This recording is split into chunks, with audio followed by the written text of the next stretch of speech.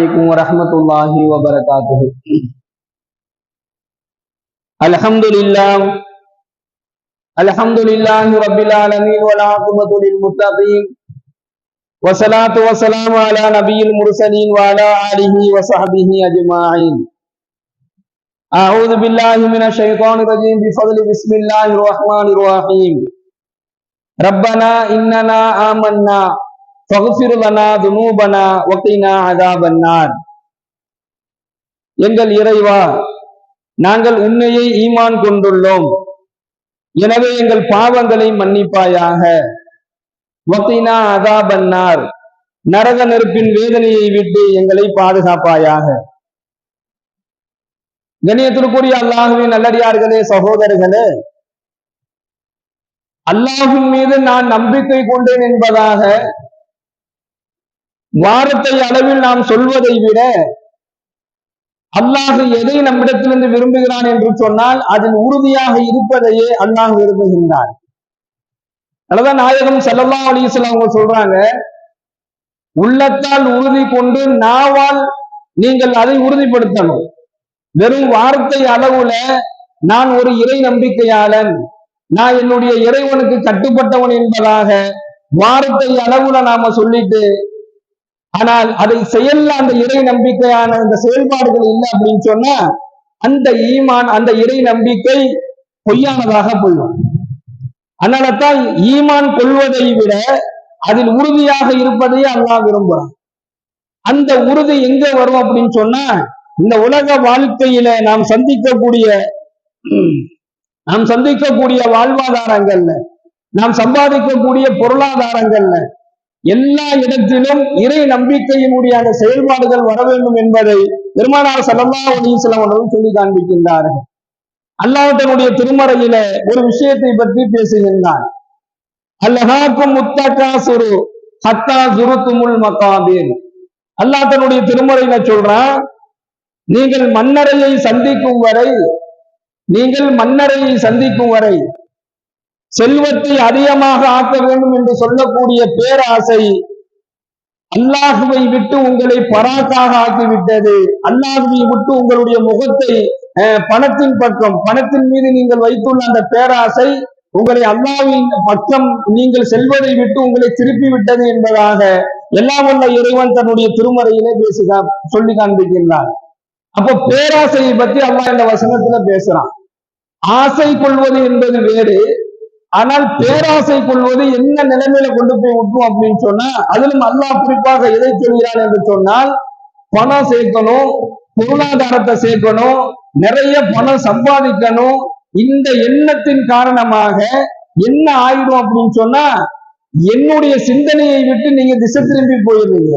அதுக்கு என்ன நோக்கம், என்ன காரணமா இருக்கும்னா, பணம் அதிகமா நம்ம சம்பாதிக்கணும், நம்மள்கிட்ட பொருளாதாரம் நிறைய இருக்கணும் என்கின்ற ஒரு காரணத்தை கொண்டு என்னை விட்டு உங்களுடைய முகங்கள் என்ன செஞ்சிருது, திரும்பி விட்டது என்பதாக அல்லாஹ் பேசுறான்.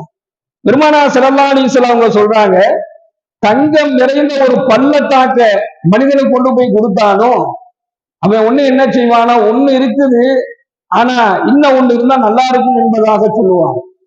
இரண்டாவது தங்கம் நிறைந்த பள்ளத்தாக்கு கிடைத்தாலும் இந்த ரெண்டு இருக்குது, மூணாவது ஏதாவது ஒண்ணு இருந்தா பரவாயில்லையே நல்லா இருக்குமே என்பதாக மனிதன் சொல்லுவான். இப்படி பொருளாதாரம், பணம், தங்கம் இதை மனிதனுக்கு எவ்வளவு கொடுத்தாலும், ஒண்ணு கொடுத்தா ரெண்டு கேட்பான், ரெண்டு கொடுத்தா இன்னொன்னு வேணும் என்பதாக சொல்லுவான். மூணு கிடைச்சாலும் நான்காவது எதிர்பார்ப்பான், நான்காவது கிடைச்சாலும் ஐந்தாவது எதிர்பார்ப்பான். இது மனிதனுடைய குணம்.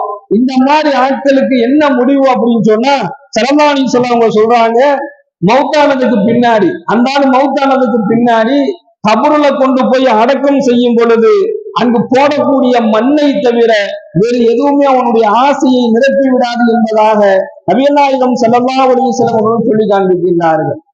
ஒரு மனிதனுக்கு வறுமையால் வரக்கூடிய குழப்பத்தை விட செல்வத்தால் வரக்கூடிய குழப்பமே அதிகமாகும். நாம நினைக்கிறோம் வறுமைனா ரொம்ப நெருக்கடியா இருக்குமே, ரொம்ப கஷ்டமா இருக்குமே, பொருளாதாரம் இல்லாம போச்சுன்னா ரொம்ப சிரமமா இருக்குமே நினைக்கிறோம். அந்த வறுமையால் வரக்கூடிய குழப்பத்தை விட அதிகமான செல்வம் சேர்ந்துருச்சு அப்படின்னு சொன்னா, அதிகமான பணம், பொருளாதாரம் எல்லாம் வந்துருச்சு அப்படின்னு சொன்னா, அந்த செல்வத்தால் ஏற்படக்கூடிய குழப்பம் இருக்குது, அது ரொம்ப அதிகமாக இருக்கும். பணத்தின் மீது கொள்ளும் பேராசை என்ன செஞ்சிடும் அப்படின்னு சொன்னா இறை நம்பிக்கையை தகர்த்து விடும் என்பதாக நபிகள் நாயகம் ஸல்லல்லாஹு அலைஹி வஸல்லம் சொல்லி காண்பிக்கின்றார்கள். பணத்தின் மீது இருக்கக்கூடிய அந்த பேராசை அதிகமா ஒரு மனுஷனுக்கு இருந்துச்சு அப்படின்னு சொன்னா பாவமான காரியங்களை ரொம்ப சர்வ சாதாரணமா செய்ய ஆரம்பிச்சிருவான். கொலை, கொள்ளை, விபச்சாரம், மது, சூது போன்ற எல்லா விதமான காரியங்களும் பணத்தை முன்வைத்துதான் நடக்குது. பணத்தின் மீது அவனுக்கு ஏற்படக்கூடிய அந்த பேராசையின் காரணமாக என்ன செஞ்சிருவான்? பாவங்களை சாதாரணமாக செஞ்சிருவான். இந்த மாதிரி பணத்திற்காக வேண்டி பணத்தின் மீது பேராசை கொண்ட நிலையில நாம் ஒரு மனிதன் இருந்தான் அப்படின்னு சொன்னா அந்த மனிதன் அந்த அடியானுடைய பாவங்களை அல்லாஹ் மன்னிக்க மாட்டான் என்பதாக ஸல்லல்லாஹு அலைஹி வஸல்லம் சொல்றாங்க. பேராசை உள்ள எப்படி பொறாமை என்று சொல்லக்கூடிய குணம் உள்ளத்துல இருந்தா எப்படி சொர்க்கத்தினுடைய அந்த வாடையை கூட நுகர முடியாதோ அதே மாதிரி பேராசை என்கின்ற அந்த குணம் ஒரு மனுஷன் இருந்துச்சு அப்படின்னு சொன்னா அவனுக்கு தௌபாவுடைய வாசல் திறக்கப்படாது. எல்லாத்துக்குமே அல்லாஹ் பாவத்தை மன்னிக்கிறேன்னு சொல்றவன் இந்த குணத்தை பற்றி ஸல்லல்லாஹு அலைஹி வஸல்லம் சொல்லும் பொழுது இவ்வளவு அழகாக எச்சரித்து காட்டுகின்றார்கள். அல்லாஹ்வினுடைய மன்னிப்பு கிடைப்பது சிரமமா போயிடும். எனக்கு பொருளாதாரத்தின் மீது நான் அவ்வளவுதான் ஆசைப்படலைங்க. இன்னைக்கு நிறைய பேர் அதான் சொல்லுவாங்க, எனக்கு பணத்தின் மீதெல்லாம் ஆசையெல்லாம் கிடையாதுங்க, எனக்கு பொருளாதாரத்தை சேர்த்து வைக்கணுங்கக்கூடிய ஆசையெல்லாம் இல்லை அப்படின்னு சொல்லி சொல்லுவாங்க. ஆனா அதுக்குண்டான அடையாளத்தை பற்றி நம்ம ஹதீஸ் கிதாபுகளில பார்க்கிறோம். ஒரு மனிதன் செல்வத்தின் மீது பேராசை கொண்டதற்கு உண்டான உள்ளத்தில அவன் பேராசை கொண்டதுக்கு உண்டான அடையாளங்களை பற்றி நமக்கு கிதாபுல சொல்றாங்க.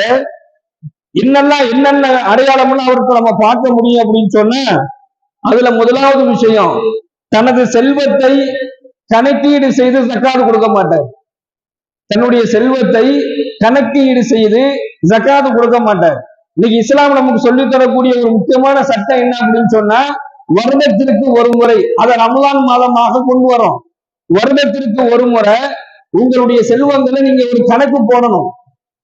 நீங்க உட்கார்ந்து ஒரு கணக்கு போடணும். ஒரு வருடத்துல நம்முடைய வருமானங்கள் என்ன இருக்குது, எவ்வளவு நம்ம சம்பாதிச்சிருக்கோம், சம்பாதிச்சது ஒரு கணக்கு போடணும். எவ்வளவு நாம செலவீனங்கள் செஞ்சிருக்கிறோம் அதை கணக்கு போடணும். நாம சம்பாதிச்சு நமக்கு தேவையான செலவீனங்கள் போக நமக்கு அதிகப்படியான ஒரு தொகை இருக்குது, ஜக்காத்து கொடுக்கக்கூடிய அளவிற்கு ஒரு தகுதி வந்த ஒரு தொகை இருக்குது அப்படின்னு சொன்னா அதை கணக்கிட்டு என்ன செஞ்சிடணும், ஜக்காத்து கொடுத்துடணுங்கிறது ஸல்லல்லாஹு அலைஹி வஸல்லம் காட்டி கொடுத்த வழிமுறை. இந்த மாதிரி என்ன செய்ய மாட்டார், அவர் ஜக்காத்து கொடுக்க மாட்டார். யாரு உள்ளத்துல பணத்தை சேர்த்து வைக்க வேண்டும் என்று சொல்லக்கூடிய பேராசை ஒருத்தர்கிட்ட உள்ளத்துல வந்துருச்சு அப்படின்னு சொன்னா அவர் கணக்கீடு செய்து ஜக்காத்து கொடுக்க மாட்டாரு. அவரால் கொடுக்க முடியாத அந்த பேராசை என்று சொல்லக்கூடிய குணம் என்ன செஞ்சிடும், அவரை தடுத்துரும். யாரு தங்களுடைய பொருளாதாரத்தை கணக்கிட்டு ஜக்காத்து கொடுக்கலையோ அவருடைய தௌபாவை அல்லாஹ் ஏற்றுக்கொள்வது சிரமமா போயிடும். இரண்டாவது, வட்டி வாங்க ஆரம்பிச்சிருவாரு, வட்டியை கொடுக்க ஆரம்பிச்சிருவாரு.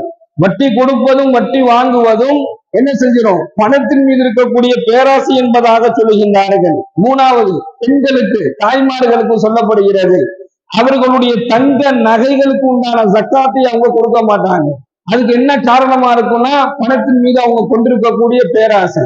இன்னைக்கு என்ன செஞ்சிடறோம், நாம நமக்கு வரக்கூடிய வருமானத்தை கணக்கீடு செய்து ஜக்காத்தை கொடுத்துறோம். ஆனா நம்ம வீட்டுல இருக்கக்கூடிய மனைவியோ அல்லது சகோதரியோ அல்லது தாய்க்கோ என்ன செய்யும், நகை இருக்கும், அந்த நகைக்கு என்ன செய்யணும், ஜக்காத் கொடுத்தாகணும். அது யாருடைய பொறுப்பு அப்படின்னு சொன்னா அந்த பொண்ணுடைய பொறுப்பு. மனைவிட்ட அதிகப்படியான நகை இருக்குன்னு சொன்னா அந்த மனைவிக்கு உண்டான ஜக்காத்தை அவங்க கொடுக்க ஆகணும். அவங்களுடைய ஜக்காத்தை அவங்க எவ்வளவு அவங்க வச்சிருக்கக்கூடிய அந்த பவுன் நகைக்கு உண்டான ஜக்காத்தை அந்த பொண்ணு கொடுத்துடணும். ஆனா இன்னைக்கு நிறைய பெண்கள் என்ன செஞ்சுறாங்கன்னா கணவன் கணக்கிட்டு ஜக்காத்து கொடுத்துறாருங்கிறதுக்காக வேண்டி தான் வைத்திருக்கக்கூடிய நகைகளுக்கு அவங்க ஜக்காத்து கொடுக்குறாங்களாங்கிறது தெரியல. ஆனா அதையும் கணக்கிட்டு என்ன செஞ்சிடணும், ஜக்காத்து கொடுத்துடணும். அப்படி கொடுக்கல அப்படின்னு சொன்னா பணத்தின் மீது அவர் பேராசை கொண்டுள்ளார் என்பதாக சொல்லப்படுகிறது. அடுத்து நான்காவதாக, லஞ்சம் வாங்குவது. அது ஒரு வேலையை நாம ஒருத்தருக்கு முடிச்சு கொடுத்துட்டு வாங்கக்கூடியதும் லஞ்சம் தான். இல்ல உங்களுக்கு இந்த வேலையை நான் செஞ்சு தரேன், அதுக்கு பகரமா நீங்க நம்மளை இப்படி கவனிச்சிருங்க அப்படின்னு சொல்லி வார்த்தையில சொல்லிட்டு போய் முடிச்சு கொடுத்து வாங்கிக்கிறதும் லஞ்சம் தான். நாம ஒருத்தருக்கு ஒரு உதவி செய்யறோம், அவரால் முடியாத ஒரு உதவியை ரொம்ப கஷ்டப்பட்டு செஞ்சு கொடுக்குறோம். அந்த உதவியை பெற்றுக்கொண்ட அந்த நபரு நம்மளை தனியா கூப்பிட்டு, இதை நான் உங்களுக்கு அன்பளிப்பா தரேன், அதுல தொகையெல்லாம் அவர் நிர்ணயிக்கல, நாமளும் நிர்ணயிச்சு கேட்கல. அவர் நம்மளை கூப்பிட்டு, எனக்கு ரொம்ப ஒரு சிரமமான காரியத்தை நீங்க எனக்கு முடிச்சு கொடுத்துருக்கீங்க, அதனால உங்களுக்கு இதை நான் அன்பளிப்பா கொடுக்குறேன், இதை அல்லாவுக்காண்டி நீங்க வாங்கிக்கங்க அப்படின்னு சொல்லி கொடுத்தாருன்னா அது லஞ்சம் ஆகாது. அது அவர் கொடுக்கக்கூடிய அன்பளிப்பு. அந்த அன்பளிப்பை நம்ம தவிர்க்க வேணாம், வாங்கிக்கலாம். ஆனா ஒரு வேலையை முடிச்சு கொடுக்கறதுக்கு முன்னாடியே, உனக்கு நான் இந்த வேலையை முடிச்சு தரேன், நீ நம்மளை கவனிச்சு விட்டுரு, வரக்கூடிய பணத்துல ஒரு 10%, ஒரு 25% எனக்கு நீ முடிச்சு கொடுத்துரு என்பதாக சொல்லிட்டு ஒரு வேலை செய்வதும் லஞ்சம் வாங்கியதற்கு சமம். யார் ஒரு வேலையை முடித்து கொடுப்பதற்கு இது போன்று பேரம் பேசி பணத்தை வாங்கி கொள்கின்றார்களோ அவருடைய பாவங்களை அல்லாஹ் மன்னிப்பது சிரமமாக இருக்கும், அல்லாஹ் மன்னிக்க மாட்டான் என்பதாக நபிகள் நாயகம் ஸல்லல்லாஹு அலைஹி வஸல்லம் சொல்லி காண்பிக்கின்றார்கள். 5வது சொல்றாங்க, பிறருடைய சொத்துக்கள் அல்லது உறவினர்களுடைய சொத்துக்கள் அல்லது உடன் பிறந்தவர்களுடைய சொத்துக்களை ஒருத்தர் அபகரிச்சார் அப்படின்னு சொன்னா அவருடைய உள்ளத்துல பேராசை இருக்குன்னு அர்த்தம். அல்லாஹ்வுடைய மன்னிப்பு அவர் பெறுவது சிரமமாயிடும். 6வது சொல்றாங்க, ஏழையான மனிதர்களை ரொம்ப எகத்தாளமா ஏளனமாக பார்க்கக்கூடிய குணம் இருந்தால் அது பணத்தின் மீது கொண்டிருக்கக்கூடிய பேராசை. அடுத்து சொல்றாங்க, செல்வத்தை சேமித்து வைப்பதிலேயே எல்லா நேரமும் சிந்திச்சுக்கிட்டே இருப்பார். இந்த பணத்தை கொண்டு போய் இந்த பேங்க்ல போட்டாச்சு, இந்த பணத்தை கொண்டு போய் இந்த பேங்க்ல போட்டாச்சு, இதை எப்படி பாக்குறது, அதை எப்படி சேமிச்சு வைக்கிறது, இதை என்ன செய்யறது, இது என்ன செய்யறதுன்னு சைத்தான் என்ன செஞ்சிருவானா, அதிகமாக பணம் சேர்ந்து விட்டது என்று சொன்னால் அதை எப்படி சேமிப்பதுங்கிறதுலயே என்ன செஞ்சிருவான், சிந்தனையை கொண்டுட்டு போய் விட்டுருவான். இறுதியாக அல்லாஹ்வுடைய கட்டளைகளை, இறை வணக்கங்களை அவர் தவற விடுவதற்கு இந்த பேராசை ஒரு பெரும் காரணம் என்பதாக நமக்கு சொல்லப்படுகின்றது.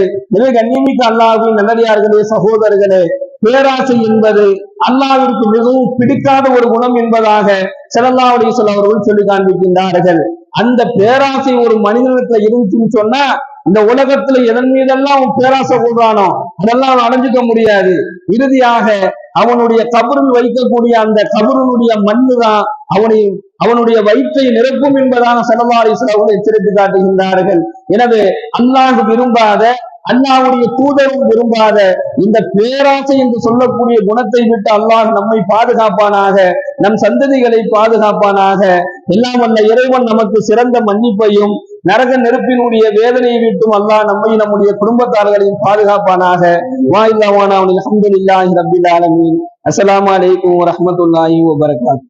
சுப்ஹானல்லாஹி வபிஹம்திஹி, சுப்ஹானக்கல்லாஹும்ம வபிஹம்திக, வனஷ்ஹது அல்லா இலாஹா இல்லா அன்த, நஸ்தக்ஃபிருக வனதூபு இலைக். சுப்ஹான ரப்பிக ரப்பில் இஸ்ஸத்தி அம்மா யசிஃபூன், வஸலாமுன் அலல் முர்ஸலீன், வல்ஹம்துலில்லாஹி ரப்பில் ஆலமீன்.